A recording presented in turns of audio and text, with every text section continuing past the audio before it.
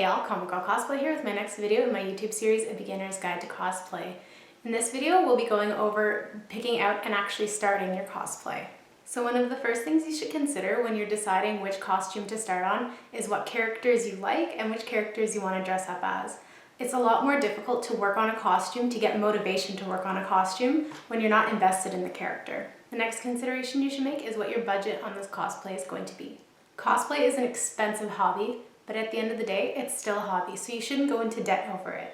If you can't afford it, opt to go a less expensive route, or to go with a less expensive costume, or even forego wearing a costume to this convention so you can save up for the next.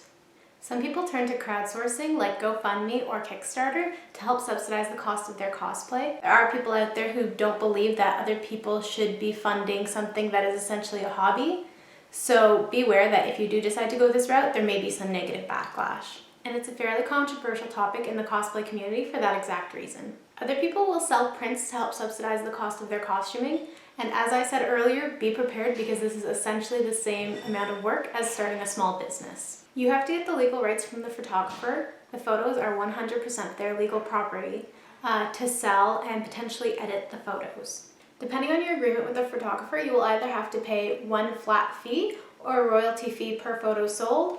You'll also have to keep up with supply and demand of the photos being sold in your photo store, as well as you're going to have to pay the cost of having all these photos printed. Like I said earlier, it's a lot of work. Another thing to ask yourself before you start cosplaying is, am I doing this alone or with a group of people? Cosplaying with friends is always a bunch of fun, but one thing to keep in mind is that you constantly need to be coordinating. Some of the main things you need to coordinate are fabrics and materials, especially if you're going to be doing matching uniforms. It'll be a little more noticeable if everybody has different fabrics being used, if you're all wearing matching uniforms.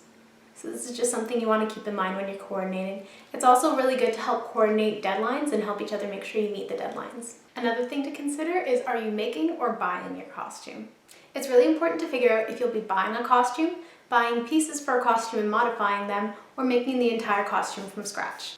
If you'd like to try your hand at making a costume but have absolutely no experience, a great place to start is to actually buy pieces for the costume and to modify them. An example of this would be to dye some pre-existing clothing, perhaps paint clothing or a prop which you've purchased, to modify maybe a prop you have to make it look just a little more realistic or to make it look just the way you want to. There's a bunch of different ways you can modify things without having to do the entire thing from scratch. Another nice thing about this is these skills are transferable and they'll make things a lot easier when you're actually a bit more proficient at making costumes. So you'll already have these skills in your skill set. They never really go away. This same principle also applies to patterning. It's important to know if you're going to be modifying your pattern, making a pattern from scratch, or just using a pre-existing pattern that works perfectly for what you're doing. This applies to both sewing and to prop and armor builds. If you don't know where to start, there are tons of resources out there. For sewing patterns, there are tons of things you can find online, and you can also go look in a fabric store, in your local fabric store. They should have a book. Each pattern company will offer the fabric stores different books. You can look through the books, see if there's any outfit that either matches or is a close match to what you're trying to make, and use or modify that pattern. Just to elaborate on this a bit more, costume patterns are a great place to start, especially with quite a few of the cosplay projects out there. And if you're looking for patterns for props or armor builds, a great place to start is the internet. You can always find a bunch of stuff online, but more specifically Kamui Cosplay. She has tons of tutorials, she has books, she has a bunch of stuff, really great resources, and it's a really good place to start. If you're going to be making your costume, one of the first things you need to consider are what skills are involved for that particular costume.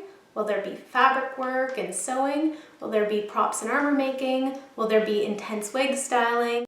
Will there be moving parts or LED lights attached?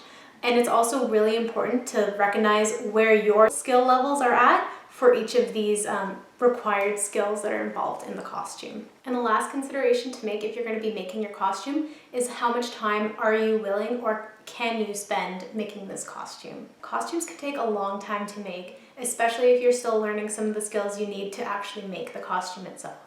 You'll also want to factor in things such as fatigue, as work, everyday commitments and a bunch of stuff like that, and potentially maybe wanting to have a social life. And just note that if you push yourself to continue costuming when you're tired, you will make a lot of stupid mistakes that you know already not to make. If you have the option, it's always best to work when you're well rested and when you have your wits about you. And that's it for this video. Until next time, when the uncanny adventures of Comic Girl Cosplay continue.